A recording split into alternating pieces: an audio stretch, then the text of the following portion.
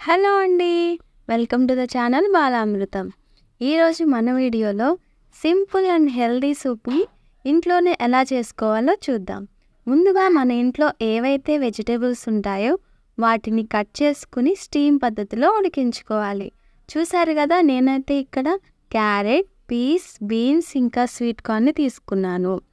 Next, మన అందరికీ బాగా తెలుసు ఆకుకూరలు హెల్త్కి చాలా మంచిదని.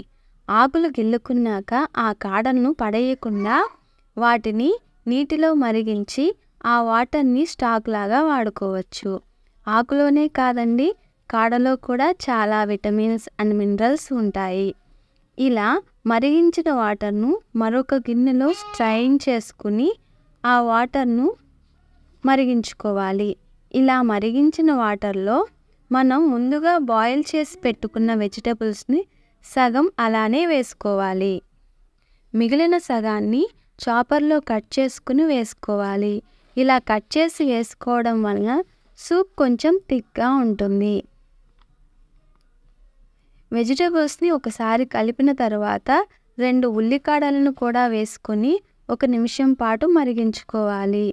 ఇలా మరిగిన తర్వాత మీ రుచికి తగ్గట్టు సాల్ట్ ఇంకా పెప్పర్ను యాడ్ చేసుకుని 1 నిమిషం మరిగించి స్టవ్ ఆఫ్ చేసుకుని సర్వ్ చేసుకోవాలి.